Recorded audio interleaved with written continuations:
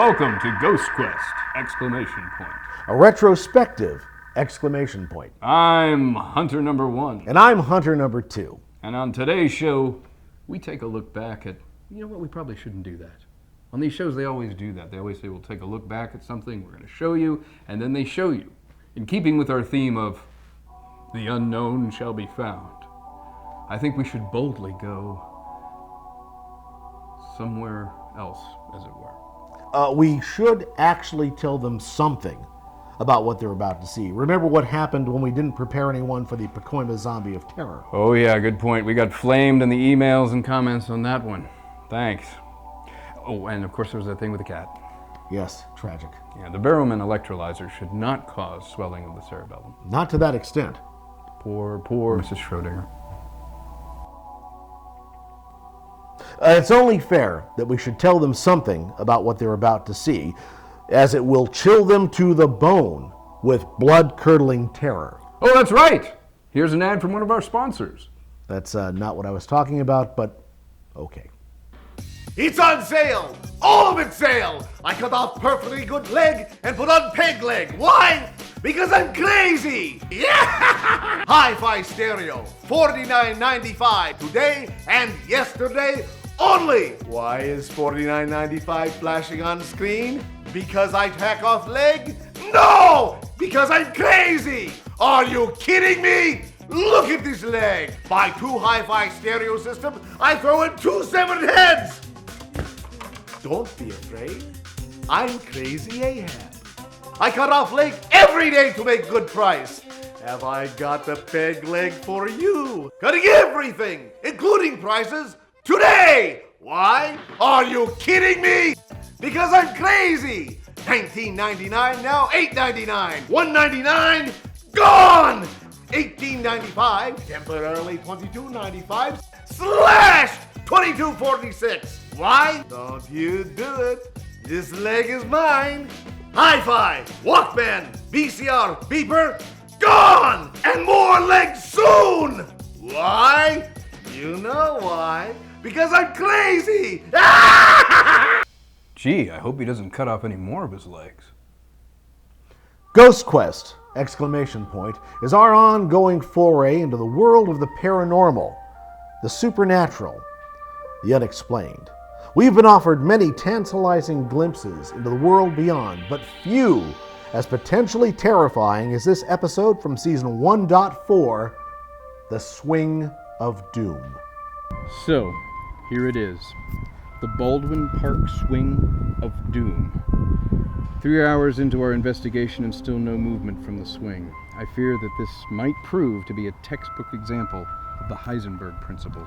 Historically, the uncertainty principle has been confused with a somewhat similar phenomenon in physics known as the observer effect, which states that measurements of certain systems cannot be made without affecting those systems. Heisenberg noted this effect at the quantum level. Except that in this particular instance, nothing is happening.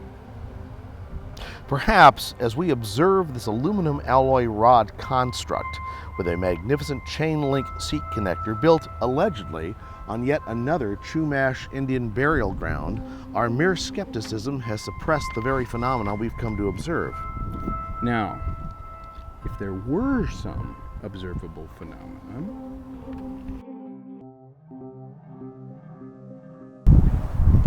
it would look something like this.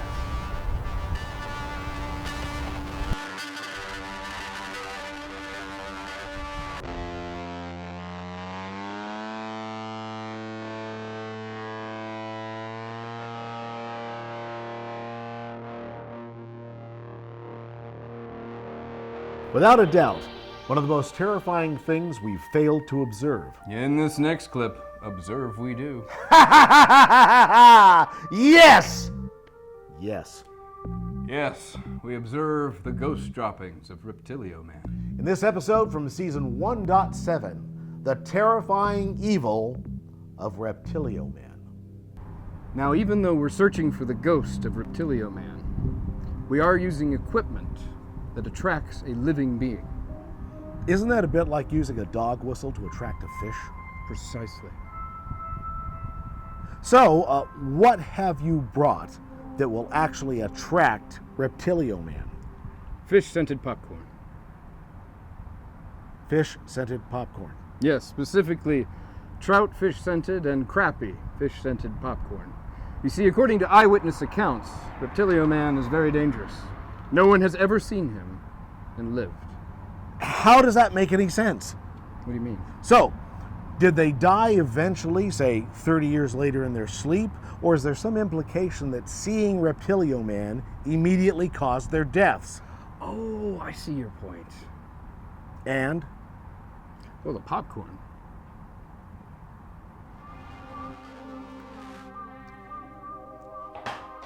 What lies beyond the locked door of death? Indeed, the locked door of death. There are many barriers to the unknown, many gateways left untraveled.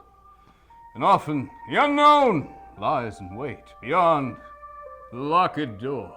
Here, from the final episode of Season 2.8, The Locked Door of Death. Give it me.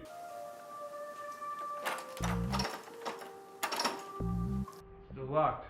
How is it possible for a door to be locked from both sides? You did, however, mention a key. Yes, I did. I mentioned not having a key. Are you sure? Yes! Why would we be standing knee-deep in raw sewage if we had a key? To find the answers? To what? Does standing in raw sewage actually become more unpleasant over time? Now, there's a definite salty tone in your voice I don't much appreciate.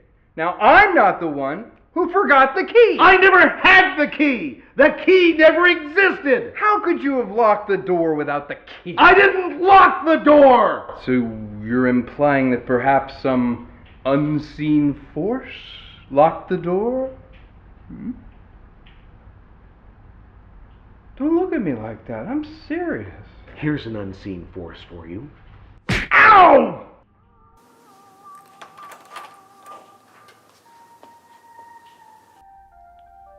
Okay, Thor, our cameraman, requested this one. Our experiences in this investigation had the most far-reaching consequences of any we've encountered thus far. From Season 2.1, The Magnetic Monster of Doom. What? It was, as I've said, something I've been working on for some time now. There's been much talk of these magnets and their magnetic fields down through the ages. Legend has it that Manganese was herding his sheep in an area of northern Greece called Manganesia. About 4,000 years ago. But alas, he died, still craving the elusive magnet. A magnet that would never be made practical. Until now. You wonder what I do when you drop me off after the show because I lost my license? Well, my friend, it's not sitting in front of the computer doing what you think. No. It's mostly creating the first handheld portable magnet. The South Pole was easy. Oh, it was easy. The mechanism for the magnetic field surrounding the South Pole was many, many vigorous strokes of magnetite on my rod away. But the North Pole eluded me. I had one pole of a magnet invented, but it would be years before I would stop going south and instead turn north, creating a balanced rod of not one, but two poles, north and south, whose attractive force was measurable and real! Real, Spencer, as real as me telling you this now! Not some wild, unprovable flight of fancy like those of James Clerk Maxwell. No, this was a magnet. Real, metal, and I alone created it. It was me, Spencer. It was me all along. But that's not all, no! That's not enough! With truly powerful forces at work on my fevered brain, I created this extraordinarily powerful electromagnet, producing a magnetic field of 10 to the 11th Gauss. Wait, don't you think that's a bad idea?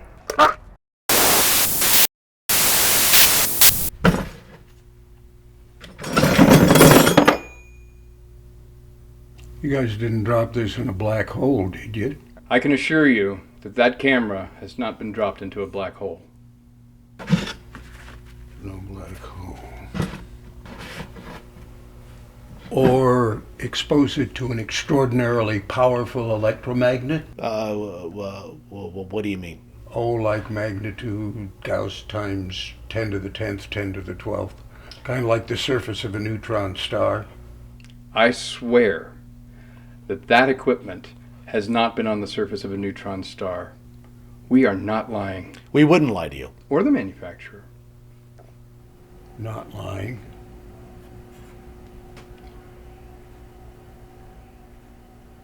Wouldn't lie.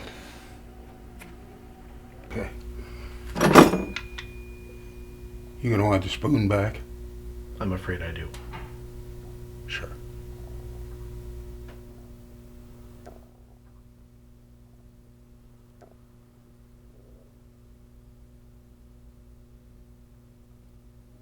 The magnetic monster of doom. It was me. All along. Regrettably. That's it for Ghost Quest Retrospective number 1.0. Subscribe to this channel for more episodes. Let us know what you'd like to see George Flatman and Spencer Billingsly investigate next. Follow us on Twitter at Ghost Quest Show, Facebook, and your nearest Ouija board. Spencer, there's a problem with the Barrowman electrolyzer. To be continued.